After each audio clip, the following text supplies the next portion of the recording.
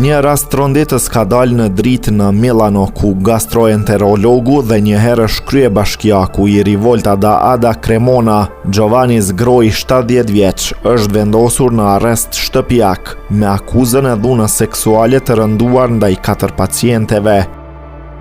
Hetimet janë zhvilluar nga karabinierët dhe janë koordinuar nga Prokuroria e Milanos pas një denoncimi të bërë në maj 2024 nga një paciente 24 vjeçare.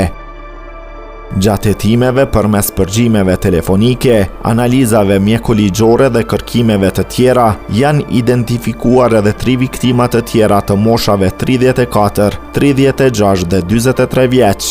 Sipas rindërtimit të bërë nga prokuroria dhe kolegja e saj, abuzimet dyshohet se ka ndodhur gjatë egzaminimeve me ultratinguj të barkut në qendrën mjekësore specialiste Pozzulo Martesana, një strukturë private ku Zgroi ushtronte aktivitetin dhe mbante postin e drejtorit mjekësor.